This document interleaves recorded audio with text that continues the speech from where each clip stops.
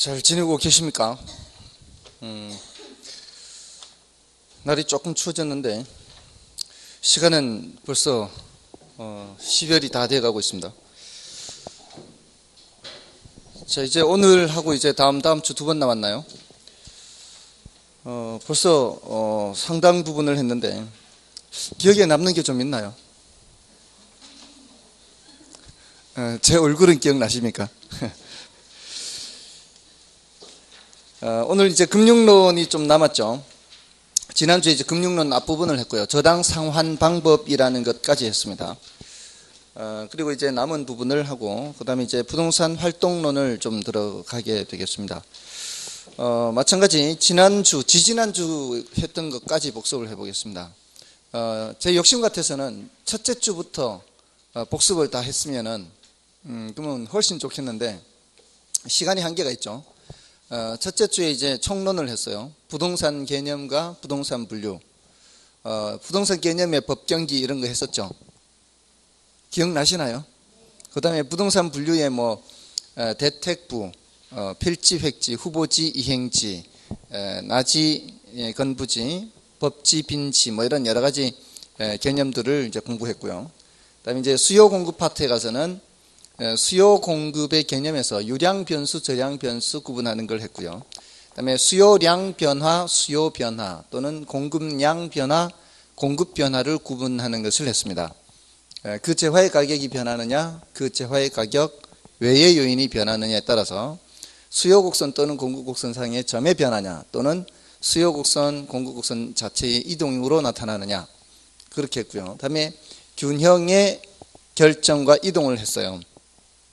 균형이라고 하는 것은 수요 곡선과 공급 곡선이 교차하는 점, 바로 수요량과 공급량이 똑같은 데서 균형이 이루어진다 그랬고요. 그러한 균형은 또 이동할 수도 있다 그랬어요. 균형이 이동하게 되면은 균형량이나 균형 가격이 변하게 됩니다. 그것을 대답을 해줘야 되는 거였고요. 그다음에 탄력성 개념을 좀 공부했어요. 탄력성이라는 것은 수량 변화의 크기를 나타내는 개념이다. 이렇게요. 그다음에 이제 시장론을 거치면서 시장론은 조금만 말씀을 드렸고요. 시장의 기능을 말씀을 드리면서 정책론으로 넘어갔어요. 정책론은 시장에 개입하는 것을 말하는 거죠. 근데 세 가지 주제를 크게 나누어서 정부가 시장에 왜 개입하느냐, 그리고 정부가 어떻게 개입하느냐, 요거를 했었죠. 그게 이제 정부의 시장 개입이라는 주제였습니다. 왜 개입하느냐 하는 것은 처음에는 시장에 맡겨놨는데 그 맡겨놓은 것을 시장이 제대로 못하는 경우에 개입하는 게 있었고요. 이게 시장 실패를 수정하는 거고요. 또 처음서부터 시장이 못하는 건 정부가 하는 수밖에 없죠. 그는 사회적 목표를 달성하는 겁니다. 사회적 목표라는 것은 시장이 할 수가 없는 거죠. 그는 처음서부터 정부가 하는 수밖에 없어요. 그래서 시장에 개입하는 게 있고요. 그다음에 어떻게 개입하느냐 할 때는 직접 개입하느냐, 간접 개입하느냐, 토지 이용 규제. 직접 개입은 선수로 뛰는 거라 그랬죠. 수요자나 공급자가 돼버리는 거. 간접 개입은 선수로 뛰지는 않는 거죠. 수요자, 공급자 역할을 하는 것은 아니지만 이 개입, 보조해주거나 지원해주거나 또는 부담금을 부과하거나 세금을 매기거나 이런 것들이 간접 개입이라고 볼 수가 있습니다. 그다음에 토지시장에 개입하는 토지정책과 주택시장에 개입하는 주택정책이 있어서 토지시장에 개입하는 토지정책의 대표적인 것이 지역지구제라는 거였어요. 그래서 지역지구제는 목적, 효과, 문제점, 대책 이렇게 나누어서 정리하는데 목적은 부의 외부 효과를 제거하는 거다 그랬죠. 부의 외부 효과 제거하는 것은 시장 실패를 수정하는 거라 그랬죠. 시장 실패는 워낙 개념이 중요해서 시장 실패에 대해서는 더 말씀을 드렸죠. 외공불비에서 외부 효과, 공공재, 불안전 시장, 비대칭 정보 이런 현상이 나타나면은 시장 실패가 나타나니까 요거를 수정하기 위해서 개입하는 거. 여기에 이제 시장 실패를 수정하기 위한 건데 바로 지역지구제가 그 부의 외부 효과를 제거하기 위해서 개입하는 거죠. 그리고 효과는 자세히 말씀을 안 드렸고요. 그다음에 문제점에서 여기 효율성 측면의 정책이기 때문에 이 형평성 측면에서 문제가 나타날 수 있다고 그랬어요. 효율성과 형평성은 서로 상충하는 개념이라고 그랬죠. 그래서 지역지구제를 시행하는 과정에서 지역 간 형평성 문제가 나타날 수 있다고 했어요. 어디는 개발을 허용하고 어디는 개발을 제한하고, 개발을 제한하는 쪽에서는 보상을 해줘야 정당한데도 불구하고 보상 규정이 없기 때문에 개발권 양도제 같은 대책들이 있다 그랬죠. 그리고 뭐 이제 다른 내용 좀 했고요. 뭐 토지은행제도라든가 뭐 이런 것도 좀 설명드렸고요. 그다음에 이제 주택 정책에 가서는 이 임대료 규제가 제일 중요하다 그랬어요. 임대료를 규제했을 때 어떤 효과가 나타나느냐. 이 정책이라고 하는 것은 시장에 개입하는 것이기 때문에 결국 수요 공급에 영향을 미칠 수밖에 없다 그랬어요. 근데 그 수요 공급 얘기를 해야 된다는 얘기죠. 임대료를 규제할 때 수요는 어떤 영향을 받느냐, 공급은 어떤 영향을 받느냐. 그래서 뭐 수요는 증가하고 공급은 감소하는데, 그래서 시장에서는 초과 수요가 나타나는데, 초과 수요가 나타난다는 것은 물건 구하기가 어렵다는 거죠. 자, 그러면은 그 임대주택으로 간혹 가다가 나오는 물건을 서로 차지하기 위해서는 어떤 현상이 나타난다 그랬어요? 암시장이 나타난다 그랬죠.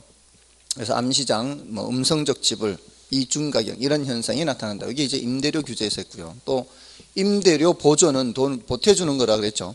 보태줬을 때 또 효과가 수요 공급 얘기하는 거죠. 보태주면은 수요가 증가하게 되고요. 수요가 증가하면 이제 임대료를 규제하는 것은 아니니까 임대료가 상승하게 되고, 거기에 따라 이 공급자도 혜택을 보게 된다 그랬죠. 임대인들도 이 초과이윤을 얻는 것이 임대인들도 혜택 본다. 그러니까 공급이 장기적으로 증가해서, 공급이 증가하면 이제 임대료가 내려가서 결국은 모두 다 임차인이 혜택 보게 된다. 임대인은 이제 더 이상 혜택 보지 못한다. 이런 얘기였고요. 그다음에 조세 귀착 뭐 이런 것도 있어요. 조세 귀착은 조세를 부과했을 때 최종적으로 누가 얼마만큼을 부담하느냐 이런 얘기할 때 탄력성과 관련이 된다 그랬죠. 탄력적일수록 수량 변화가 크다 그랬죠. 다른 데로 옮겨가거나 이렇게 변화를 할 여지가 많기 때문에 탄력적인 쪽이 덜 부담한다. 뭐 이런 얘기도 했습니다. 이런 수업했는 게 기억이 조금은 나시나요? 표정에 변화가 없는 분도 계시고요. 너는 무슨 얘기해도 나는 아무 관계없다. 이런 표정들도 있으십니다. 자, 아무튼 자, 이게 그동안에 이제 앞부분에 했던 거고요. 지지난주에 했던 것이 바로 투자론. 지지난주부터 지난주까지 투자론과 이제 금융론 했죠. 자, 투자론에 대해서 좀 더 자세히 이제 복습을 하면은, 투자론은 한 7문제 정도 출제된다 그랬죠. 자, 먼저 지렛대 효과 했죠. 그 기초 파트에서 지렛대 효과는 무슨 효과예요? 타인 자본을 사용했을 때 나타나는 효과죠. 다른 사람 돈입니다. 다른 사람 돈을 사용하면 뭐를 줘야 돼요? 이자를 줘야죠. 그게 키포인트입니다. 그 이자 주는 것보다 높은 수익을 내야 되죠. 그래야만 그 차익만큼이 나한테 떨어지게 되죠. 자, 근데 그거를 어떻게 표현하느냐 하면은 이자율, 총자본 수익률, 그다음에 자기자본 수익률 이렇게 얘기한단 말이에요. 이자율, 총자본 수익률, 자기자본 수익률. 그래서 이자율보다 높은 총자본 수익률의 경우 자기자본 수익률이 높아져서 정의 지렛대 효과가 나타나고, 반대로 이자율보다 낮은 총자본 수익률을 달성하게 되면은 자기자본 수익률이 더 낮아지는 부의 지렛대 효과가 나타난다. 예외적으로 중립적 지뢰가 있을 수 있다. 이런 얘기를 했죠. 그다음에 뭐 이거 외에 이제 소득 이득, 자본 이득도 얻을 수 있다. 소득 이득은 매 기간 발생하는 임대료 수입으로 나타나고요. 자본 이득은 시세 차익으로 나타난다. 이런 거 있습니다. 그래서 현금 수지 측정에서 가유 순전 후 영업 수지 계산이 있고 매 순전 후 지분 복귀 계산이 있죠. 그래서 가유 순전 후는 소득 이득과 관련되는 계산이고 매 순전 후는 자본 이득과 관련되는 계산이죠. 나중에 처분할 때 나타나는 거니까. 자, 그렇게 연결이 되는 거죠. 그다음에 위험과 수익에서 위험이라고 하는 것은 뭐라고 그랬어요? 위험이라고 하는 것은 예상치로부터 벗어날 가능성이죠. 그래서 이 벗어날 가능성이 없으면 위험이 없는 거죠. 근데 벗어날 가능성이 있으면 위험이 있는 건데, 그 위험의 크기는 뭘로 측정한다 그랬어요? 표준 편차나 분산으로 측정한다 그랬죠. 표준 편차나 분산의 크기를 보고서 위험이 큰지 작은지 본다 그랬고요. 그다음에 수익은 뭘로 측정한다 그랬어요? 가중 평균이죠. 평균으로 측정합니다. 그리고 이런 위험의 유형에 사업상 위험도 있고 금융적 위험도 있고 뭐 인플레 위험도 있고 요 세 가지를 좀 더 말씀드렸죠. 사업상 위험 중에서 가장 중요한 위험이 뭐예요? 시장 위험이라 그랬죠. 장사 안 되는 거. 장사가 일단 돼야 될 거 아니에요. 그 장사 되느냐 안 되느냐 따지는 게 시장 위험입니다. 이게 수요 공급 상황과 관련되는 위험이에요. 근데 장사는 잘 돼도 위험한 요소가 있을 수 있다 그랬죠. 이게 무슨 위험? 운영 위험이죠. 장사는 잘 돼도 운영 과정에서 뭐 화재가 발생한다거나 직원이 사고를 친다거나 이런 포괄적인 위험을 운영 위험, 그다음에 위치적 위험 이런 게 있다 그랬어요. 그다음에 금융적 위험 하면은 금융이라는 것이 자금 융통을 줄인 말이라고 그랬죠. 타인 자본을 사용해서 나타나는 위험이 금융적 위험이에요. 그러니까 타인 자본을 사용해서 나타나는 효과가 지렛대 효과니까 지렛대 효과에서 우리가 원하는 것은 정의 지뢰죠. 이거는 괜찮죠. 타인 자본을 사용하더라도. 타인 자본을 사용해서 문제가 되는 것은 부의 지뢰가 나타나는 경우죠. 바로 이걸 생각하시면 되는 거예요. 금융적 위험은 부의 지렛대 효과를 생각하시면 돼요. 그래서 남의 돈을 사용하지 않으면은 지렛대 효과도 발생하지 않고 금융 위험도 발생하지 않습니다. 그다음에 인플레 위험 하면은 자, 인플레라는 것은 우리 부동산 투자에서는 긍정적인 면과 부정적인 면이 동시에 존재한다 그랬죠. 인플레가 발생할 때 인플레 해치 효과가 있죠. 그것은 이제 부동산 가격이 올라간다는 점이죠. 이 부동산 가격이 올라간다는 것은 자본이득이 발생한다는 거예요. 그거는 이 긍정적인 면이라고 볼 수 있는데 인플레가 발생하면은 소득이득이라는 점에서는 부정적일 수 있다고요. 임대료는 보통 고정 임대료로 계약을 하기 때문에 인플레가 발생하면은 임대료 실질 가치가 떨어지게 되겠죠. 그런 점에서는 부정적일 수 있습니다. 그게 이제 인플레 위험이었고요. 그다음에 이 수익에서는 요구 수익률과 기대 수익률, 요거 비교하는 거였죠. 기대 수익률은 예상 수익률이라 그랬어요. 예상 수익률은 이제 가중 평균으로 계산이 된단 말이에요. 이렇게. 자, 근데 예상 수익률이 10%가 되는 그런 투자안을 어떤 사람들한테 이렇게 제시했을 때 똑같은 이제 투자안입니다.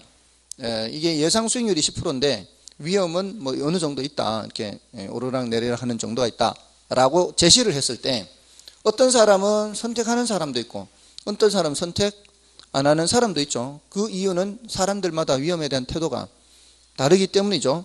자, 근데 선택하는 사람은 그 10%가 마음에 든다는 얘기죠. 마음에 든다는 얘기는 그 사람 마음속에 요구 수준은 10%보다는 낮다는 얘기죠. 그런 사람들은 이제 채택을 할 것이고 채택을 안 하는 사람들은 그 마음속에 요구하는 수준이 10%보다 높은 사람이죠. 그런 사람들은 마음에 안 드니까 안 하는 거죠. 그러니까 어떤 사람이 요구 수익률이 더 높은 사람이에요? 10%보다 위험에 대해서 많이 싫어하는 사람이겠죠. 위험에 대해서 많이 싫어하는 사람일수록 더 높은 수익률을 요구하게 됩니다. 그래서 결국은 이렇게 돼야 이제 이런 사람만 채택하는 거고요. 기대 수익률, 예상 수익률, 요구 수익률보다 높은 그런 사람만 채택하고요. 이런 사람은 채택하지 않겠죠. 그래서 사람마다 그것은 다르다 해서 요구 수익률은 주관적이라 했고요. 이것은 객관적이다. 뭐 이런 얘기를 했습니다. 그다음에 이제 포트폴리오로 가서는 포트폴리오는 분산 투자라 그랬죠. 분산 투자는 위험을 줄이기 위해서 하는 거라 그랬죠.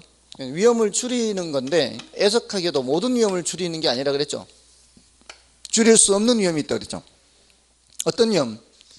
체계적 위험이죠. 체계적 위험은 모든 투자안에 공통적으로 미치는 위험이에요. 그러니까 이것저것 다 섞어서 갖고 있어도 다 영향받으니까 어쩔 수가 없어요.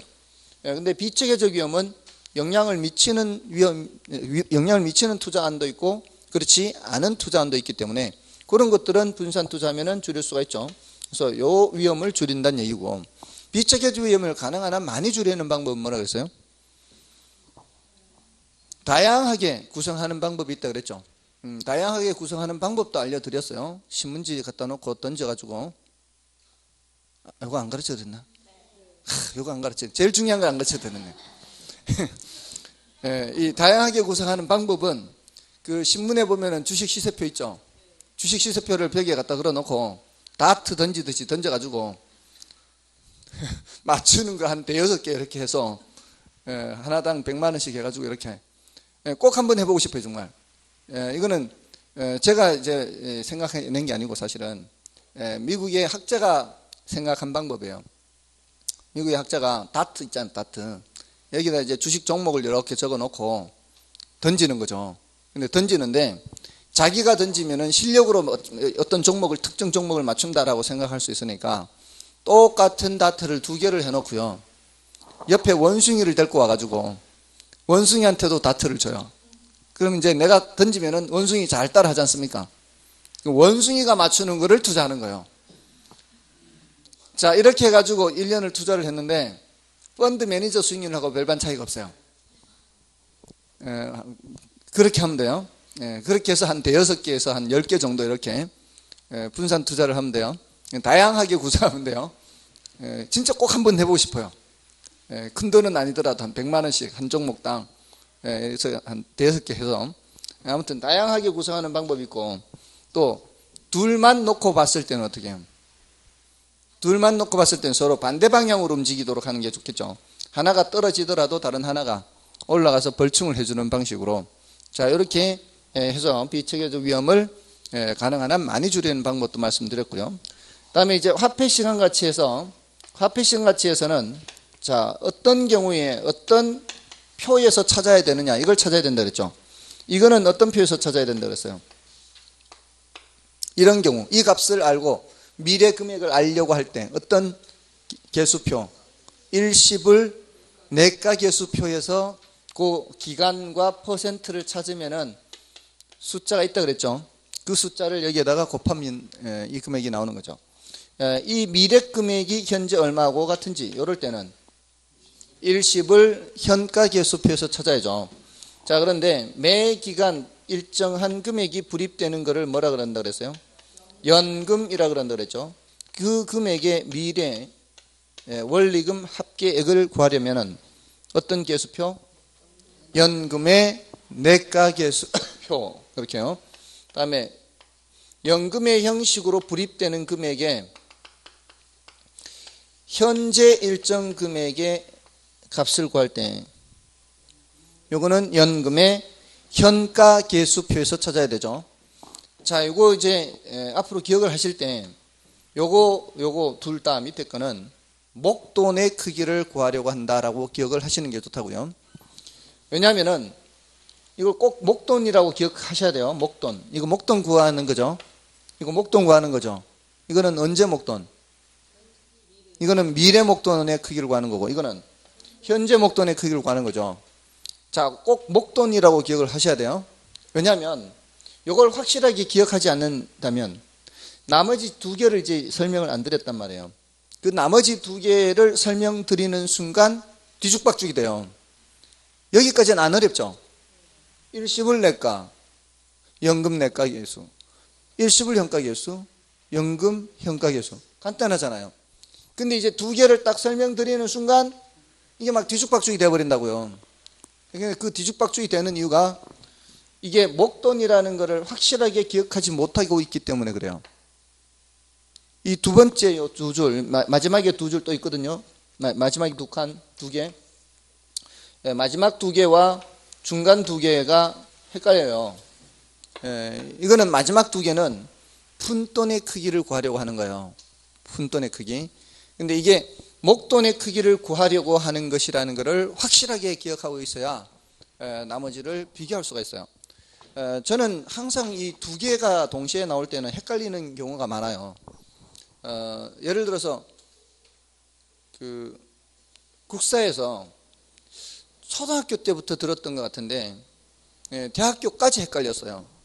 아니 재작년까지 헷갈렸어요. 근데 다른 사람이 이제 가르쳐줘서 이제 안 헷갈리는데, 그 법흥왕 진흥왕 하는 게 있죠. 신라 역사에 법흥왕이 대가야를 정복했는지 진흥왕이 대가야를 정복했는지 이게 헷갈려요. 왜냐하면은 한 사람은 대가야를 정복하고 한 사람은 금관가야를 정복했거든요. 그러니까 두 사람이, 흥자가 들어간 두 사람이 가야라는 글자가 들어간 이 대가야, 이 금관가야 이렇게 하니까 이 헷갈리는 거예요. 이 사람이 저렇게 되는지 저 사람이 이렇게 되는지. 그러니까 두 개가 나오면은 늘 헷갈리는 거예요. 차라리 그럴 때는 어떻게 해요? 하나만 알면은 그냥 관계가 없잖아요. 하나만 알면 다른 거 이제 끼워 맞출 수 있으니까 하나만 확실하게 알면. 그러니까 지금 이 목돈의 크기를 구한다는 것을 확실하게 알면은 나머지는 사실 쉽게 정리가 될 수 있거든요. 그래서 동시에 안 가르치는 거예요, 지금. 이거 가르치는 순간 뒤죽박죽 되어버리니까. 이걸 하나를 확실하게, 이 둘 다 뭐를 구하는 거예요? 목돈의 크기를 구하는 거예요, 목돈의 크기. 그래서 현재 목돈의 크기를 구하느냐, 미래 목돈의 크기를 구하느냐. 아무튼 그거를 중고등학교, 정말 예전에 국사 공부하는 게 제일 힘들었어요. 정말.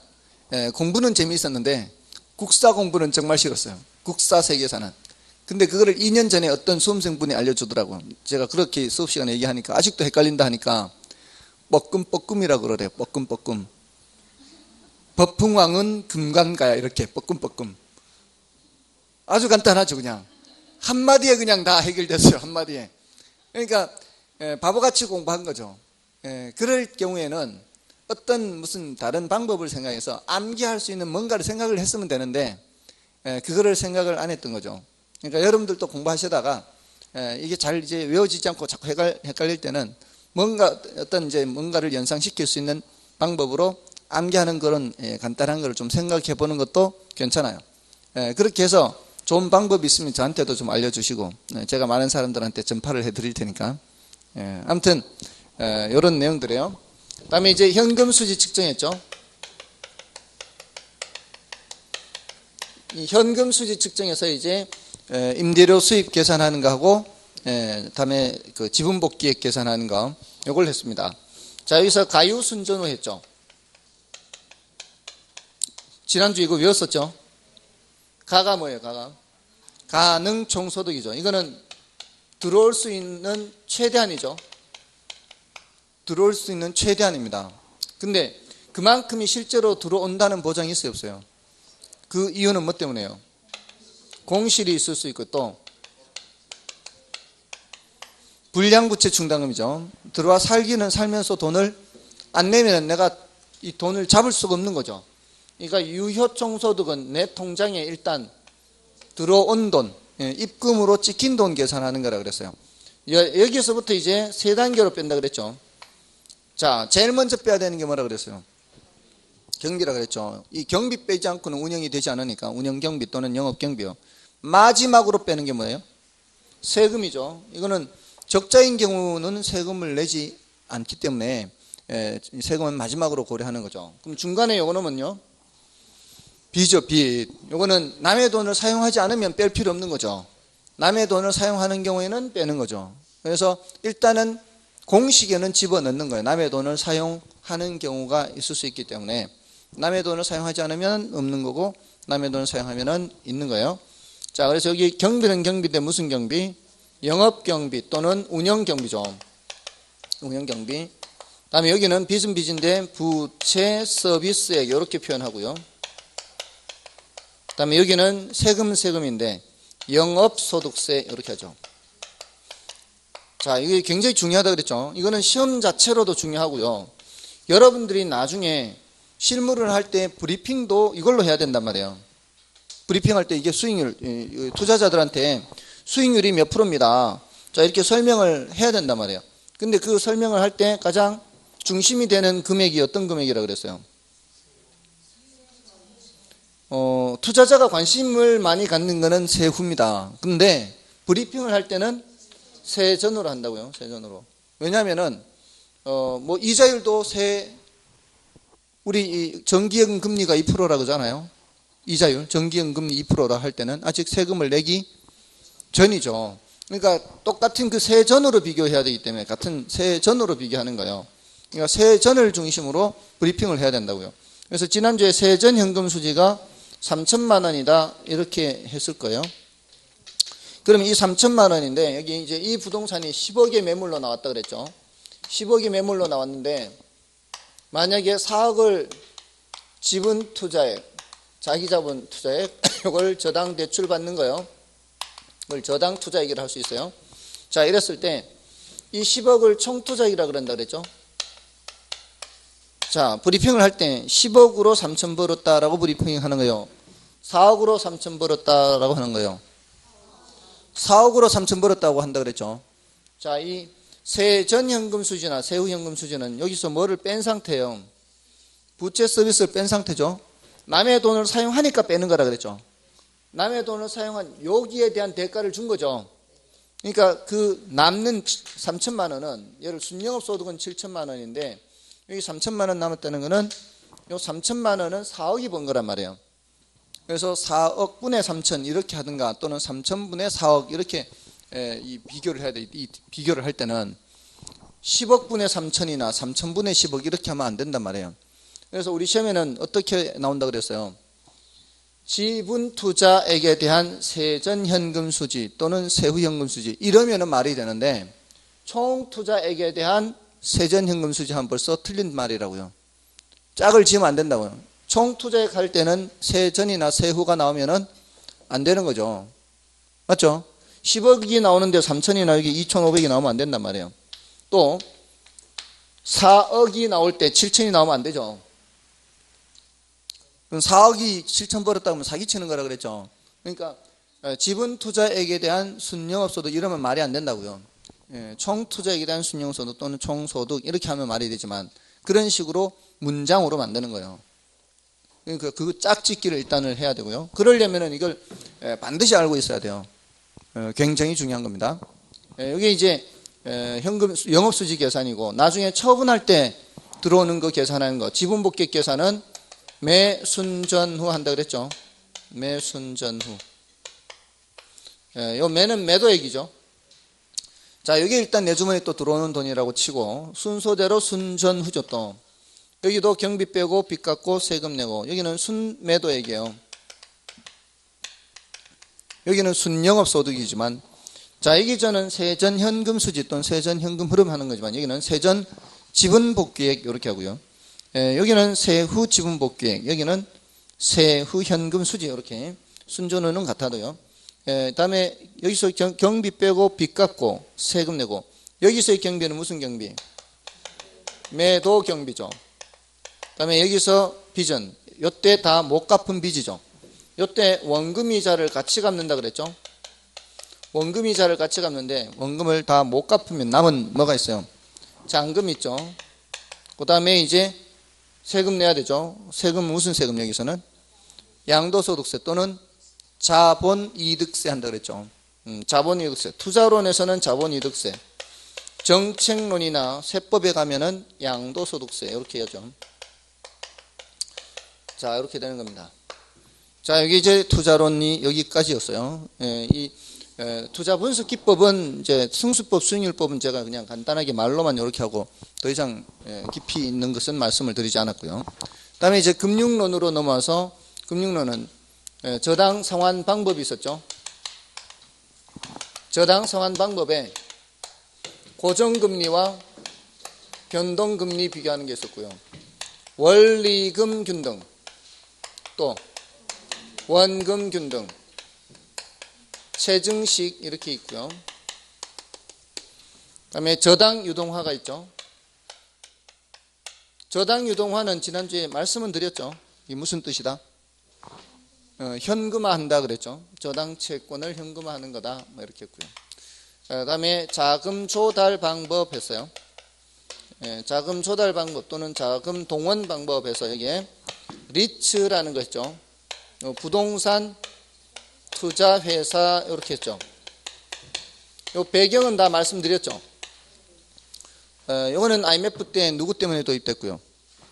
은행 때문에 도입됐고 요거는 IMF 때 구조조정하는 회사를 지원하기 위해서 도입됐고 프로젝트 파이낸싱 요것도 말뜻은 설명했죠. 용어는 설명드렸죠. 프로젝트를 보고 대출해 주는데 담보 보고 담보 물건을 요구하는 것도 아니고 신용도 묻지 않고 사업의 수익성 보고 대출해 주는 거라 그랬죠. 그런 내용들을 했습니다. 그중에 여기까지는 내용도 좀 말씀을 드렸죠. 고정금리 변동금리 하면은 이거 생각해야 돼요. 연상할 때 고정금리 하면 이걸 연상해야 되고요. 변동금리 하면은 이걸 연상해야 돼요. 그죠? 머릿속에 이걸 연상을 하면 되는 거예요. 고정금리의 경우에는 시장금리가 상승할 때는 수익성이 악화되죠. 이게 예대 마진인데 예대 마진을 먹는 곳이 은행인데 이만큼은 먹어야 되는데 시장금리가 올라갈 때는 수익성이 악화되는데 시장금리가 내려갈 때는 수익성이 개선되는 게 아니라 그랬죠. 어떻게 한다 그랬어요? 조기 상환한다 그랬죠. 갈아탄다 이렇게 하면 안 되고 조기 상환한다 그랬어요. 그러면은 금리 변동 위험을 누가 부담하게 되는 거예요? 대출자가 부담하는 거라 그랬죠. 예, 그래서 금리 변동 위험을 차입자에게 전가시키기 위해서 나온 게 바로 이 변동금리 방식이야. 변동금리 방식은 일정한 마진을 먹을 수 있죠.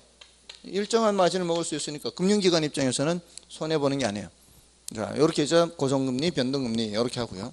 그다음에 원리금 균등, 원금 균등, 최증식 상환은 이렇게 이제 도표를 그리는데 이게 지금 원리금 지불액을 기준으로 생각해야 돼요.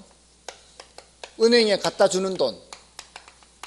은행에 갖다 주는 돈은 원금만 갖다 주는 게 아니고 이자만 갖다 주는 게 아니고 물론 이제 만기 일시상환은 이자만 계속 갚다가 만기 한꺼번에 갚지만 이거는 전부 다 원금 이자를 같이 갚는 걸 전제로 하는 거죠.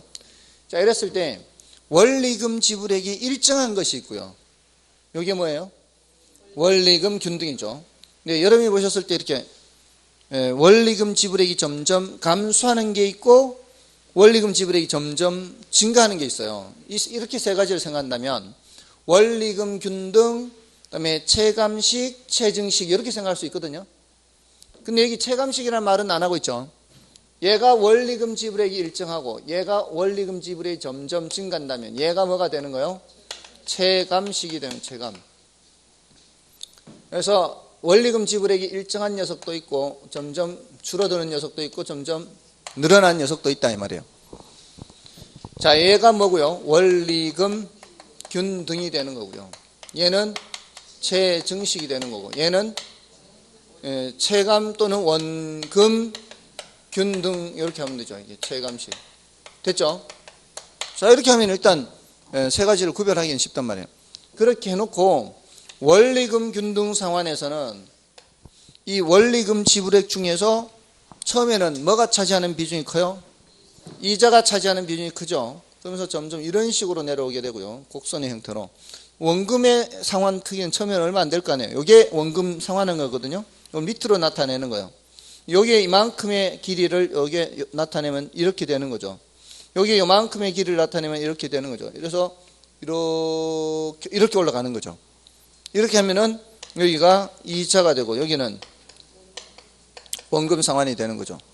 여기 이제 원리금 균등 상환이고 원금 균등 상환은 이렇게 줄어드는 것에서 여기 일정하게 이렇게 유지되는 건 뭐고요? 원금 상환이고 요거는 뭐고요? 이자죠. 예, 이자와 원금 상환분 이렇게. 자, 이렇게 해서 비교해서 초기에 지불 부담이 제일 큰 건 누구예요? 원금 균등 상환의 지불 부담이 제일 크죠. 그래서 한 번이라도 은행에 갖다 내면은 잔금이 제일 적게 남는 방식이 원금 균등이고 그리고 금융기관 입장에서 대출자 입장에서 초기에 자금 회수가 제일 빠른 것도 원금 균등 상환 방식이고 자, 이렇게 하고요. 또 원리금 균등 상환 방식은 기간의 절반이 됐을 때 만기의 절반이 됐을 때 원금의 절반을 갚을 수가 없고 약 3분의 2 정도는 가야 원금의 절반을 갚을 수 있다. 뭐 이런 내용 했죠. 됐나요? 숨찹니다. 숨차. 복습 다 했어요. 이 총론까지 언급은 했습니다. 됐나요? 자, 이렇게 많은 내용들을 했습니다. 이제 오늘은 나머지 내용, 금융론의 나머지 내용 하고요. 그 다음에 부동산 활동론의 내용을 좀 들어갑니다. 자, 부동산 금융론의 나머지 내용이 이거 이제 저당 유동화 하고요.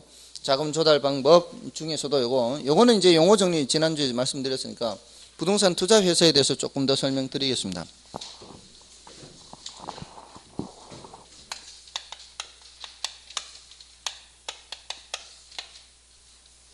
저당 상환 방법.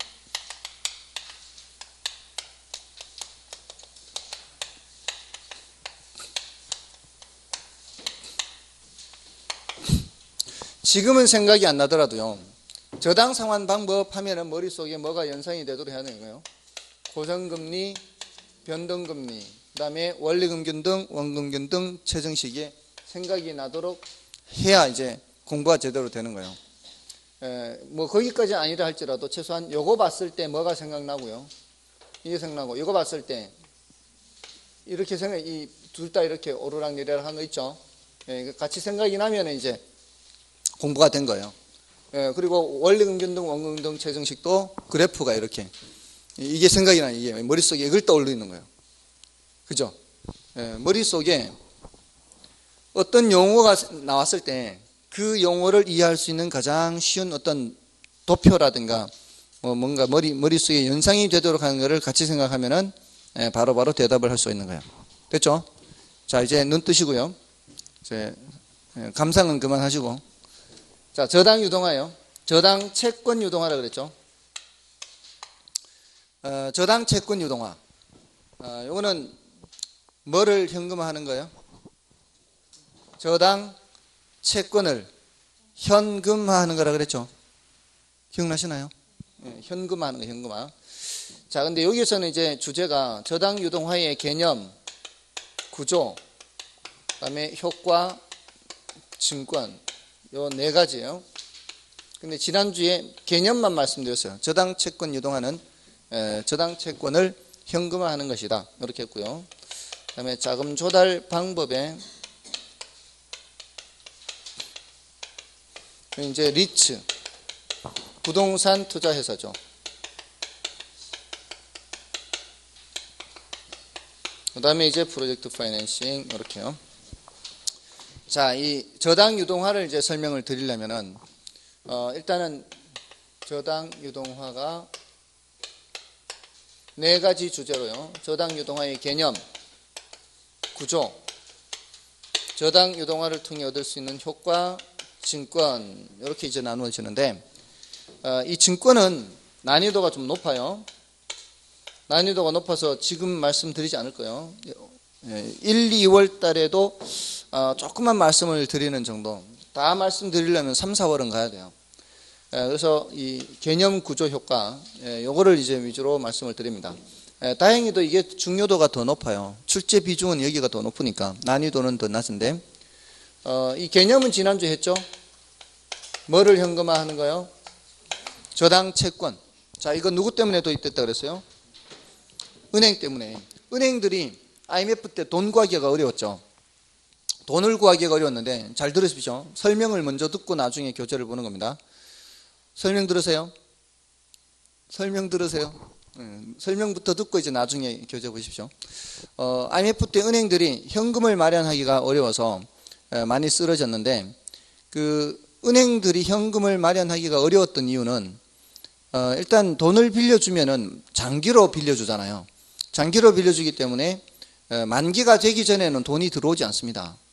그죠? 만기가 되기 전에는 돈이 안 들어오는데, 반대로 예금주들은 언제든지 찾아갈 수 있죠.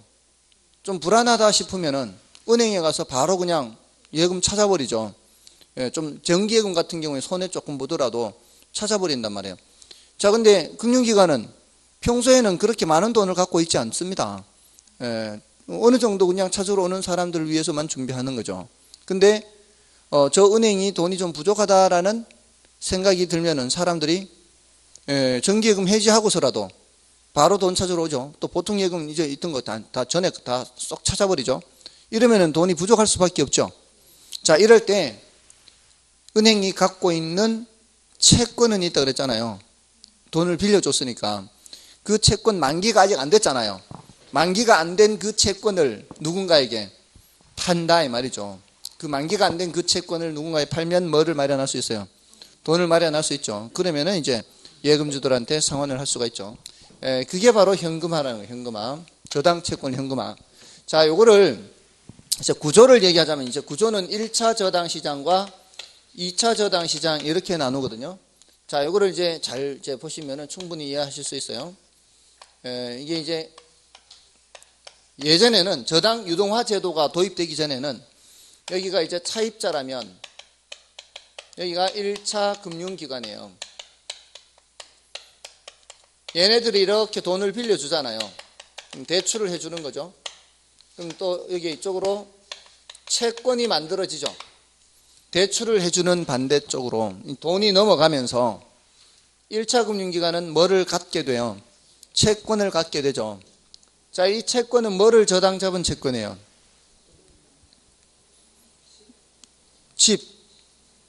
집을 저당 잡은 채권이죠. 그냥 빌려주지 않고 뭐를 저당 잡고 주택을 저당 잡고 그래서 저당 채권 이렇게 하는 거예요. 저당 채권. 더 자세히 말하자면 뭐예요? 주택 저당 채권 이렇게 되는 거죠. 주택을 저당 잡은 채권을 갖고 오게 됩니다.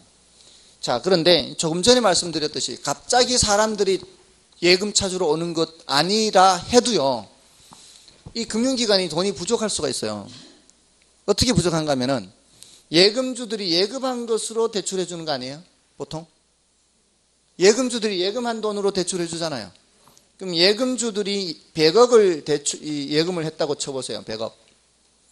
100억을 예금을 했고, 지불 준비금이라는 게 있다고 치더라도 일단 100억 대출해 줬다 할게요. 그냥 100억을 예금했고 100억을 대출해 줬다라고 생각할게요.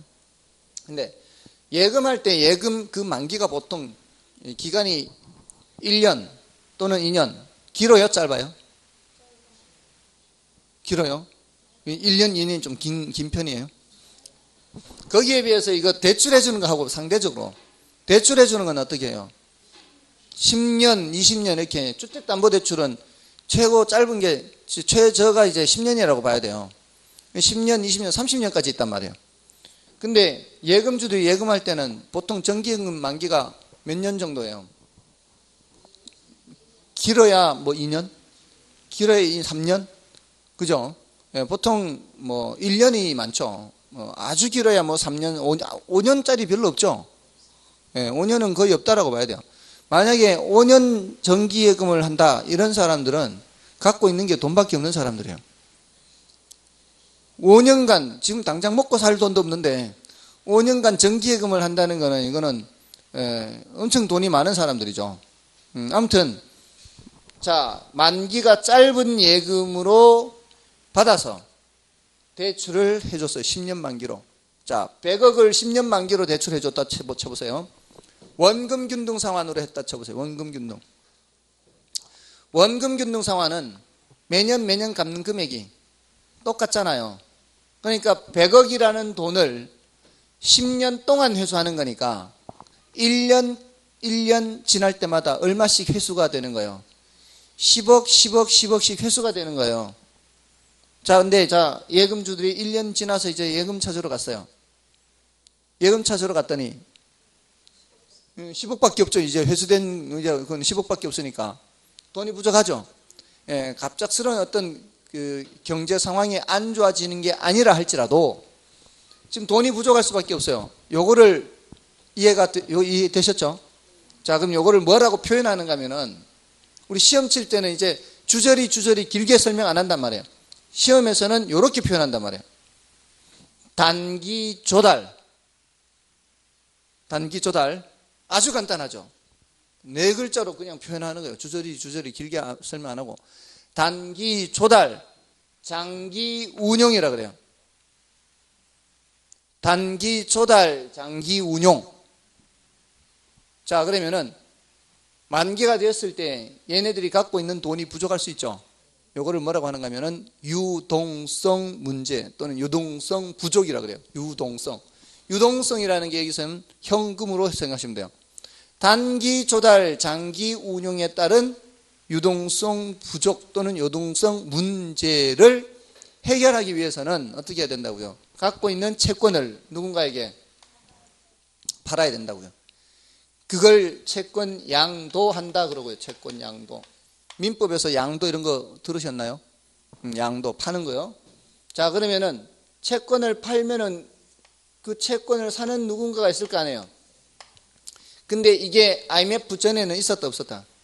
없었어요. IMF 전에는 요렇게만 있었어요. 둘만. 사주는 누군가가 없었던 거죠. 그러니까 은행이 돈이 부족해도 돈을 마련할 방법이 없는 거죠.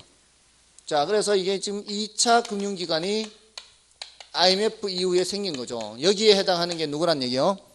한국주택금융공사가 생긴 겁니다. 그래서 금융기관이 위기 상황에 처해졌을 때 채권을 사주는 거죠. 그래서 채권을 사면은 그 대금이 넘어가겠죠. 그러면 이제 누가 채권자가 되는 거예요? 2차 금융기관이 채권자가 되고, 이제 얘는 빠지는 거죠. 이게 이제 작년에 안심전환대출도 이런 거예요. 작년에 안심전환대출 들어보셨어요? 작년에 안심전환대출에서 일반 1차 금융기관들이 이 주택담보대출 변동금리로 대출해 준 것을 뭘로 바꿔줬어요? 고정금리로 바꿔줬죠. 고정금리로 바꿔주면서 이거를 갚았잖아요. 1차 이 시중은행에 있는 거를. 그래서 이제 2차 금융 한국주택금융공사가 빌려준 셈이 된 거 이제. 변동금리로 얘가 대출해 준 거를 뭐로 바꿔주면서 고정금리로 하면서 이걸 갚아버렸어요. 그렇게 바꿔준 거예요. 그게 안심전환대출이었어요. 그런 위기 상황에서 이런 안심전환대출 같은 것도 하게 된 거예요. 자, 그러니까 그 작년 3월 달에 4월 달에 그렇게 했던 이유가 작년 하반기에 미국의 금리가 올라갈 거라는 그런 예상이 있어서 선제적인 조치를 취한 거예요. 근데 그게 딜레이 돼서 이제 오늘 가격이 올랐잖아요. 미국 금리 올랐죠. 이게 1년 몇 개월 만에 이제 딜레이 되다 드디어 이제 금리가 올랐어요. 그래서 사전에 그렇게 안심 전환 대출 했던 사람들은 앞으로 금리가 올라가는 상황에서도 더 이상 금리가 올라가지 않게 된 거고. 근데 지금 아직도 한 600조 정도는 지금 변동금리로 그대로 있어요. 600조. 이제 이 금리가 1%포인트 올라갈 때마다 한 개 가구가 한 몇 %포인트 올라간다 이렇게 나와요. 지금 134만 정도의 가구가 한 개 가구라고 합니다. 한 개 가구라고 하는 것은 원리금 상환액이 그 사람이 버는 소득에 쓸 수 있는 돈, 벌어서 쓸 수 있는 돈, 세금 같은 거 다 떼고 실수령액으로 생각하면 되겠죠. 실수령액의 40%가 넘는 가구를 한 개 가구라고 한다고요. 그러니까 예를 들어 100만 원 소득 내가 통장에 입금되는데 그중에 40만 원이 원리금 지불액으로 지출이 되는 집은 한 개 가구라고 합니다. 그러니까 500만 원을 번다면 한 개 가구가 40%면 200만 원이 원리금 상환에 나가는 거죠. 500만 원 중에 200만 원 원리금 상환에 나가버리면 300만 원 가지고 살아야 되는 거잖아요. 300만 원 벌면은 120만 원이 나가는 거죠. 그럼 180만 원 가지고 살아야 되는 거죠. 이런 가구가 한 개 가구인데 지금 현재 한 개 가구가 134만 가구라고 합니다. 근데 1%포인트 금리가 올라가면은 143만으로 올라간다고요. 한 개 가구가. 한 개 가구가 올라간다는 얘기는 그만큼 이제 자빠지는 가구가 생기기 시작한다는 얘기죠. 더 이상 못 버티고 이제 자빠지는 거예요. 그 한 개라는 걸 이렇게 생각하시면 돼요. 임계치 생각하면 돼요. 임계치. 물은 몇 도에서 끓어요? 100도에서 끓죠. 99도에서는 안 끓죠. 일기압하에서. 이제 기압에 따라 다른데 일기압하에서 100도씨에서 끓는데 99도에서는 안 끓습니다. 99.5에서도 안 끓어요. 몇 도에서 끓어요? 딱 100도가 돼야 되고 100도가 되기 직전 상태를 생각해 보세요. 100도가 되기 직전 상태에서는 조금만 열을 가해도 끓어버리잖아요. 그러니까 그 상태, 그러한 가구를 이제 한 개 가구로 하는 거죠. 그 상태에서 조금만 금리가 올라 버리면은 이제 자빠지는 거죠. 못 버티고 그냥 포기, 이제 채무 불이행하는 거죠. 이렇게 되면 이제 위험해질 수 있다는 겁니다. 아무튼 2차 금융기관이 그런 것들을 이제 지원을 해줄 수가 있어요. 좀 많이 이렇게 고정금리로 바꿔줘서 할 수 있는데, 근데 이제 좀 한계는 있죠. 워낙 지금 이 주택담보대출 규모가 크니까 작년에 해준 바꿔준 규모가 40조거든요. 40조. 1주 만에 20조가 나갔어요. 일주에. 3월 말에 일주일 만에 20조라는 게 돈이 나갔어요. 그래서 일주일 더 연장해줬죠. 20조라는 돈을. 순식간에 40조가 다 나갔어요. 순식간에. 그러니까 전체 주택담보대출에 비해서는 아무것도 아닌 거죠. 아무튼 자 2차 금융기관이 이렇게 이제 사줌으로써 얘는 뭐를 쉽게 마련할 수가 있어요. 이 현금을 쉽게 마련할 수가 있죠. 자, 근데 문제는 얘입니다. 얘. 2차 금융기관이에요. 2차 금융기관도 돈이 한계가 있을 거 아니에요. 조금 전에 얘기했듯이 2주 만에 막 40조 막 바꿔줘 가면 얘는 돈을 어디서 또 구해야 돼요? 그죠? 엄청난 규모의 채권 집합을 얘가 보유하겠죠. 얘는 또 어디서 자금을 조달할까요? 자, 이제 이 큰 덩치 큰 거를 사줄 만한 큰 손은 이제 없어요. 너무 덩치가 커져서. 그래서 어떻게 하는가 하면은 증권을 만들어요. 증서를. 증권이라는 거는 덩치를 작게 할 수 있죠. 뭐 이론적으로는 뭐 1,000원, 10,000원, 100,000원 얼마든지 크기를 쪼갤 수가 있죠. 증권을. 주식도 뭐 한 주당 뭐 액면가 500에 뭐 이렇게 해서 시작하기도 하잖아요. 그러면 그 증권의 수익률이라는 게 있을 거 아니에요. 증권의 수익률이, 이자율이 투자자들이 봤을 때 괜찮아 보인다. 그리고 안전하면서도 수익률이 괜찮다. 이러면은 이 증권을 사겠죠. 이 증권을 사는 사람들을 투자자라 그래요. 자, 그럼 이 증권을 사면은 그 증권 산 대금이 이쪽으로 넘어가겠죠. 그럼 다시 돈 마련했죠. 증권으로 만들어서. 자, 증권으로 만들 때는 이 채권을 이제 담보로 제공하거나 하는 거예요. 투자자들한테 이보세요. 네, 이런 재산을 갖고 있으니까 요거 믿고 좀 투자 좀 해주세요. 수익률 이 정도로 보장해 드릴게요. 수익률 보장하고 이제 지급 보증 같은 것도 하고 이렇게 안전장치를 마련해서 증권을 만들어 팔면 돈을 마련하고, 그럼 돈을 마련하면은 다시 또 이쪽에서 채권을 사주고 돈 넘어가고, 그럼 또 얘네들은 대출을 해주거나 예금주한테 상환을 하거나. 자, 그럼 계속 모자랄 때마다 그렇게 하면 되겠죠. 이론적으로는 이렇게 하면 이제 계속 유지가 되는 겁니다. 그래서 IMF 이후에 이 뒤에 요 두 구조를 도입을 한 거예요. 뒷부분을 도입을 한 거예요. 그러니까 원래 얘는 있었죠. 원래부터 있었던 얘를 1차 저당 시장이라 그래요. 1차 저당 시장. 지금 구조하고 있는 거예요. 구조. 자, 뒤에 새로 도입된 거 있죠. 도입된 거를 2차 저당 시장 이렇게 해요. 자, 시장하면 뭐 생각하라 그랬어요? 수요 공급 생각하라 그랬죠. 자, 1차 시장에서 수요자가 누구예요? 요 차입자가 수요자. 요 1차 금융기관이 공급자, 자금 수요자, 자금 공급자 이렇게 되는 겁니다. 됐나요? 자, 그러면 2차 저당 시장에서는 자금 수요자가 누구예요? 1차 금융기관이 자금 수요자예요. 자금 공급자는 2차 금융기관이 이렇게 보면 이제 자금 공급자인 것 같잖아요. 근데 결국 이쪽으로 넘어오는 돈이 어디서 나온 돈이에요? 여기서 넘어온 돈이죠. 그래서 결국 궁극적인 공급자는 투자자예요. 그럼 얘는 하는 역할이 뭐예요, 그러면? 중개하는 거죠, 중개. 이쪽의 돈을 이쪽으로 넘어갈 때 중개하는 역할을 하는 거죠. 그리고 유동화라는 것은 몇 차 시장에서 이루어져요? 유동화가 이루어지는 시장은 1차예요. 유동화는 현금화네. 현금화가 이루어지는 시장은 뭐가 현금화가 이루어지는 거예요? 채권이 현금화가 이루어지는 거죠. 채권이 현금화 이루어지는 시장은 몇 차 시장? 여기죠, 여기. 맞아요. 채권이 현금화되는 시장이 여기입니다. 유동화 시장은 2차 시장, 유동화가 이루어지는 시장. 그러면 유동화 시장에서 하는 역할이 뭐예요, 얘가 하는 역할, 유동화 시장에서 하는 역할은 중개하는 역할이죠. 그래서 유동화 시장에서 중개한다 해서 얘를 유동화 중개기관이라 그래요.